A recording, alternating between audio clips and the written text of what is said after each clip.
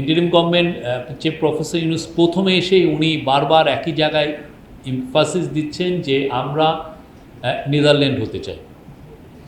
আমরা নেদারল্যান্ড কেন হতে চাই? নেদারল্যান্ড দেখবেন যে খুবই ডেল্টা কান্ট্রি, বদ্বীপ দেশ, ওদের কিন্তু ছোট কান্ট্রি, কিন্তু ওরা এত বেশি এগ্রি পণ্য তৈরি করে যে ওরা মানে পুরো ইউরোপকে সেটা এক্সপোর্ট করে। তার গত বছর তার এক্সপোর্ট ছিল $133 বিলিয়ন।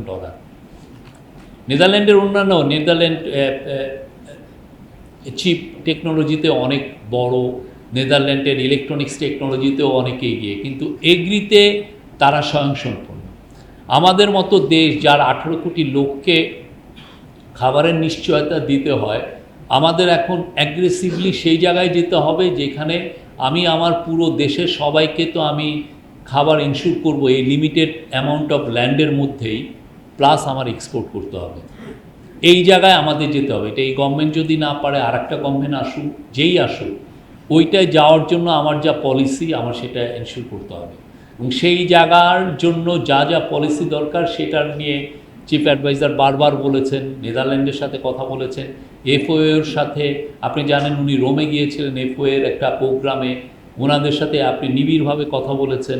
চায়নার সাথে ওনার নিবিড় এই বিষয়ে আলাপ হয়েছে। যাদের যাদের এগ্রিকালচার টেকনোলজিতে যারা এগিয়ে গেছেন তাদের সাথে ওনার একটা এই বিষয়ে বারবার কথা হচ্ছে, এবং উনি চান যে এই কথাটা আর নতুন যে গভর্নমেন্ট আসে তারাও যেন এই কথাটা চালিয়ে যায়। আমাদের যে করে হোক আমাদের খাদ্যে আমাদের স্বয়ংসম্পূর্ণ হতে হবে। ওই ফেক স্বয়ংসম্পূর্ণ না, যেটা মতিয়া চৌধুরী পার্লামেন্টে দাঁড়িয়ে বলতেন। উনি পার্লামেন্টে দাঁড়িয়ে বলছেন আমরা খাদ্যের স্বয়ংসম্পূর্ণ, অথচ ওই বছর 60 লক্ষ টন খাবার আনতে হয়েছে। জেনেক্সে শিফট করো, লাইফকে লিফট করো।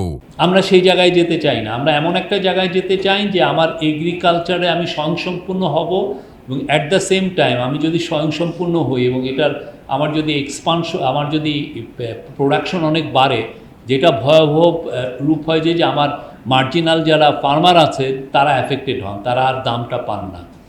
আমাদের ওই স্বয়ংসম্পূর্ণও হতে হবে এবং অ্যাট দ্য সেম টাইম তাকেও আমার প্রোটেকশন দিতে হবে।